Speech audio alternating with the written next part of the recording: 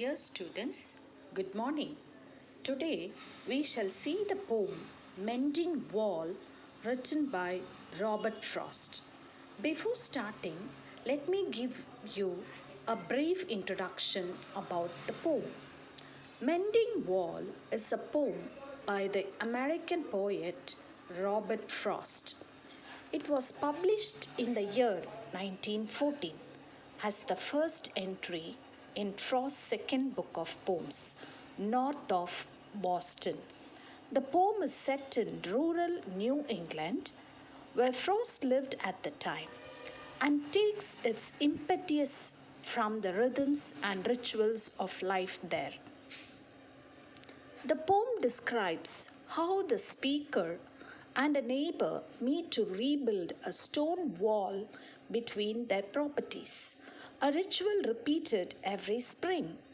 This ritual raises some important questions over the course of the poem as the speaker considers the purpose of borders between people and the value of human work. I'll also give you a brief summary of the poem. Let me run through it. There is some force that doesn't like walls. It causes the frozen ground to swell underneath a wall, and the wall's upper stones then topple off in the warmth of the sun. This creates gaps in the wall so big that two people could walk through them side by side. And then there are the hunters who take apart the wall. That's something different. I often have to come and fix the spots where hunters haven't left a single stone in place, as they try to flush out the rabbits that hide in the wall in order to make their barking dogs happy. No one has seen or heard these gaps in the wall being made. We just find them there in the spring when it comes time to fix the wall. I reach out of my neighbor who lives over a hill, and we find a day to get together and walk along the wall, fixing these gaps as we do. He walks on his side of the wall and I on mine, and we deal only with whatever rocks have fallen off the wall on our side of it. Some of them look like loaves of bread, and some are round like balls. So we pray that they will stay in place, balanced on top of the wall, saying, "Don't move until we are gone." Our fingers get chafed from picking up the rocks.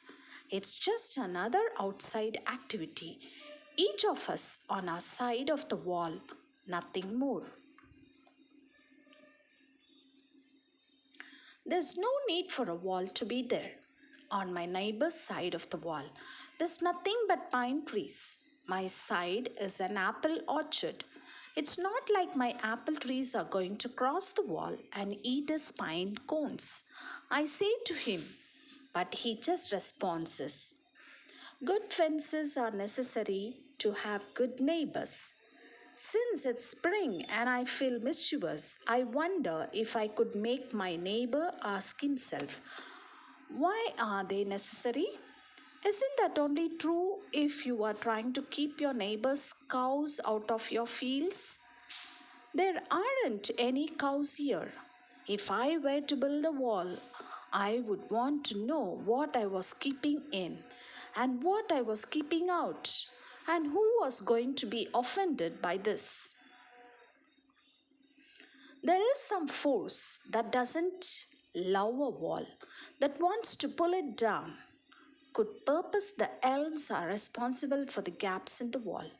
But it's not exactly elves, and anyway, I want my neighbor to figure it out on his own.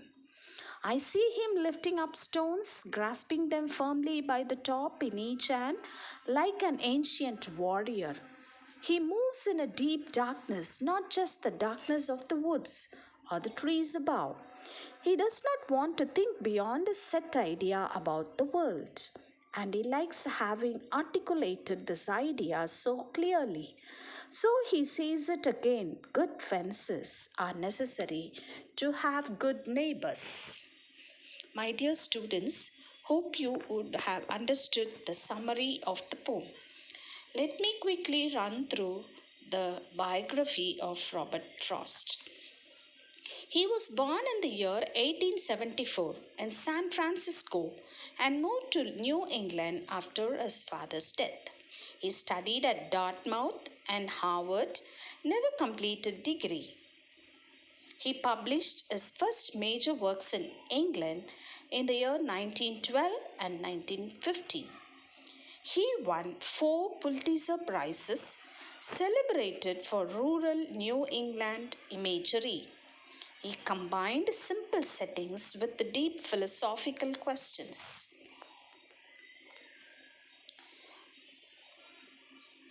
Let me tell you once again the gist of the poem. The speaker describes repairing a stone wall with his neighbor. Nature resists the wall. Something there is that doesn't love a wall. Neighbor insists good fences make good neighbors. Speaker questions need for barriers when unnecessary. This poem contrasts tradition versus questioning.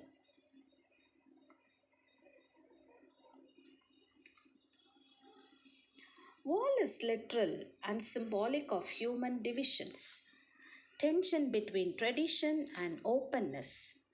Nature resists division, pushes toward unity. Speaker progressive, neighbor conservative.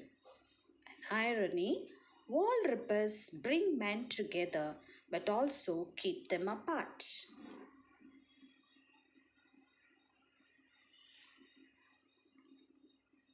Now let us see the themes. Border versus freedom. Let me explain the first theme briefly. As its heart, Mending Wall is a poem about borders, the work it takes to maintain them, and the way they shape human interactions. The speaker and the speaker's neighbor spend much of the poem rebuilding a wall that divides their properties.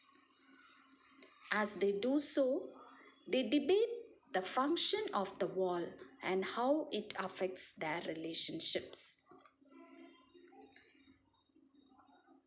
There is also another theme called the value of work.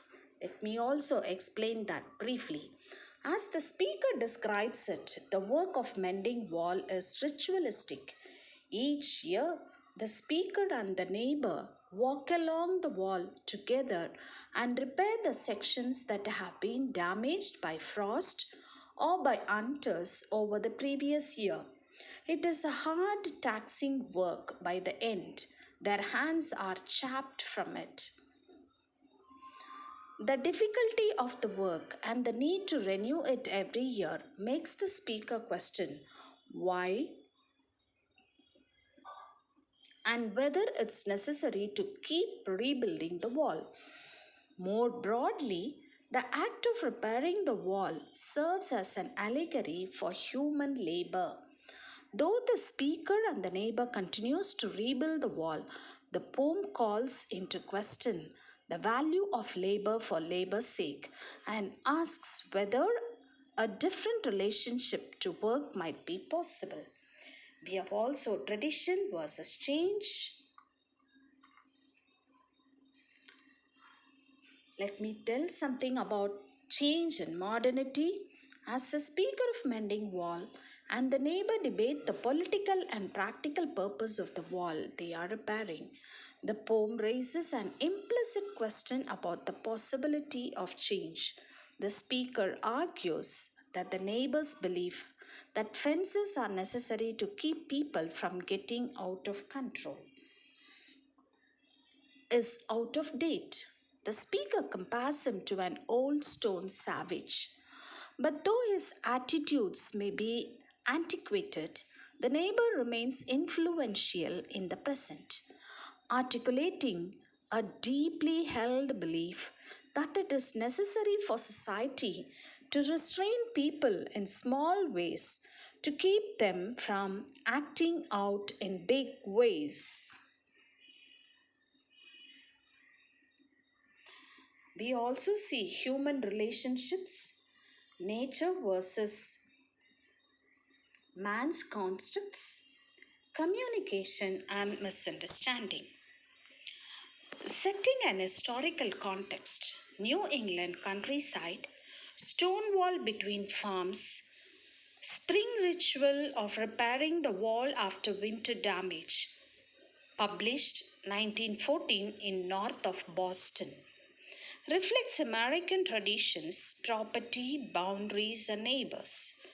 This poem resonates with modern social and political divides.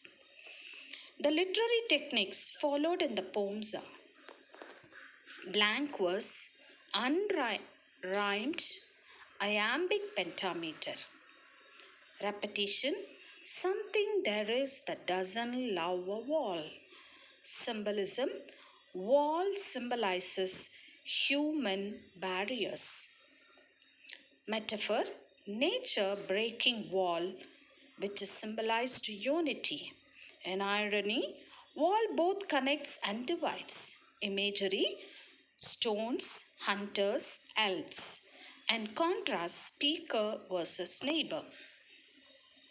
I've also shared some of the important quotes. Something there is that doesn't love a wall. We keep the wall between us as we go. Good fences make good neighbors. Before I build a wall, I would ask to know. He moves in darkness. I've also shared some of the MCQ questions with answers. Season of wall repair is spring. Neighbors repeated line is good fences make good neighbors. Poetic form is blank verse. Symbolism of all is human divisions and traditions. And the year of publication is 1914. Thank you.